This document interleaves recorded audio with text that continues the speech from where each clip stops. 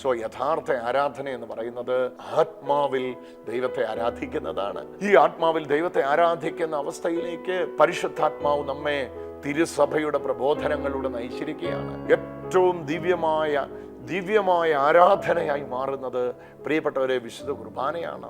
വിശുദ്ധ കുർബാന മധ്യത്തിൽ സംഭവിക്കുന്ന രഹസ്യമാണ് രഹസ്യങ്ങളിൽ അതീവ തീവ്ര രഹസ്യം.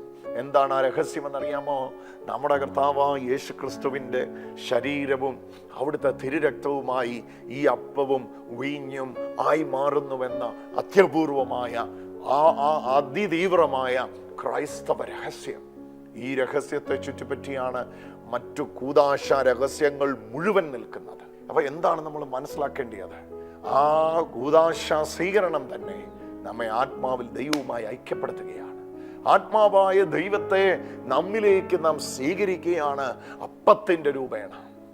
കുർബാന കേവലം കർത്താവായ യേശുവിൻ്റെ ശരീരത്തിൻ്റെ ഓർമ്മയല്ല, കുർബാന അവിടുത്തെ ശരീരമാണ്. അവിടെ വീഞ്ഞ് കേവലം യേശുവിൻ്റെ രക്തത്തിൻ്റെ മെമ്മറി അല്ല, റിമെമ്പറൻസ് അല്ല, അവിടുത്തെ തിരുരക്തമാണ്.